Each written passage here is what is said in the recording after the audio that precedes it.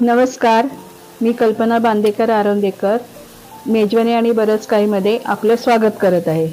तर आज आपण पाहूया शेपूची भाजी। बघा, मी बाजारातून आणल्यानंतर साफ केले चांगल्यापैकी आणि 2-3 पाण्यात चांगले खळखळून धुवून घेतले स्वच्छ।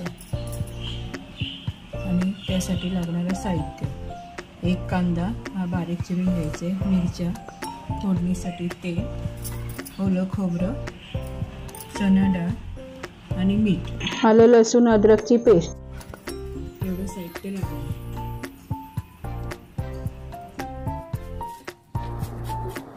आता मी ही भाजी चिरून घेते, मस्त अशी बारीक चिरायची आहे। चला तर आता आपण रेसिपीला सुरुवात करूया। मी गॅसवर एक पातेलं ठेवलंय, त्यामध्ये तेल घालून घेते आहे। त्यानंतर त्यामध्ये मिरच्या घालणार आहे। मिरच्या बारीक चिरून घ्यायच्या। मिरच्या चांगल्या परतून घ्यायच्या आहेत आपल्याला तेलावर।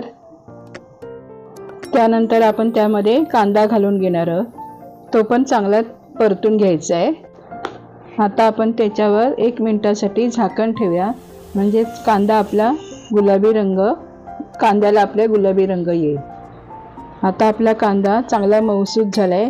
आता आपण त्याच्यामध्ये आलं लसूण पेस्ट घालून घेऊया, ती पण चांगली परतून घ्यायची आहे। आणि आलं लसूण पेस्ट परतून झाले।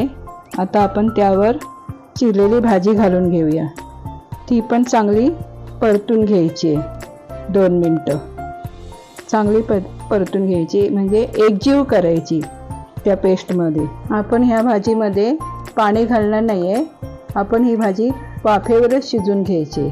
त्यामुळे आता आपण त्याच्यावर झाकण ठेवतोय 5 मिनिटासाठी। भाजीवर झाकण ठेवल्यावर गॅस मंदच ठेवायचा आहे। आता आपण ह्याच्यात चणा डाळ शिजवून घेतलेली ती घालून घेऊया आणि मीठ घालून घेऊया। भाजीत आता मीठ घातल्यानंतर भाजी चांगली परतून घ्यायची आहे, एकजीव करायची आहे। भाजी चांगली सुकी झाली का मी त्यावर किसलेलं बारीक खोबरं घालणार आहे। तुम्हाला नको असेल तर तुम्ही शेंगदाण्याचं कूट पण घालू शकता। आता आपली भाजी खाण्यासाठी तयार आहे। तुम्हाला शेपूच्या भाजीचा व्हिडिओ कसा वाटला हे मला कमेंट करून नक्की सांगा आणि आपल्या चॅनलला सबस्क्राईब नक्की करा आणि बाजूची बेल आयकॉन नक्की वाजवा। धन्यवाद।